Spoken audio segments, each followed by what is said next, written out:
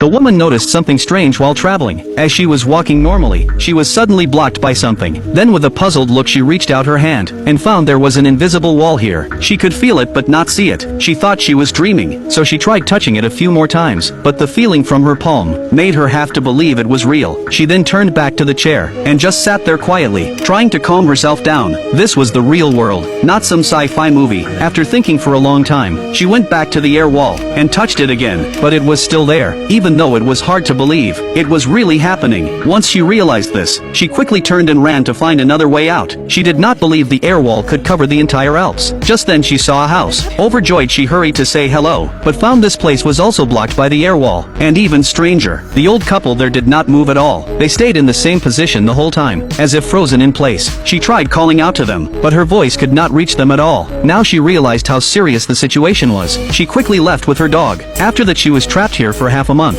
She came to check every day to see if the wall was still there, but the result was always the same. It was like an invisible prison, trapping her in the Alps. And that old couple stayed in the same position the whole time, without any change. If time had stopped, why could water still flow from the faucet next to them, and the wind still blow through the leaves? She did not know what it meant. That night, just as she was about to sleep, a strange noise suddenly came from outside. Could there be someone else trapped here? She did not know if that was good news, or bad news, but more than meeting a bad person, she feared being alone. After thinking for a moment, she still walked to the door with a bit of excitement, but the moment the door opened, she hit the air wall directly. She did not expect the wall could shrink. Now it was at her doorstep. She screamed in fear. It turned out to be just a dream. Even so, she still felt worried, and went to the door, touching forward with fear. Luckily it really was just a dream. Then she suddenly thought, maybe the wall could be broken with force, so she drove her car over. After preparing herself, she sped straight at the air wall. She floored the gas pedal, but even when the car was almost falling apart, the wall did not move at all. Seeing this, she fell into complete despair. Would she be trapped here for the rest of her life? She did not know,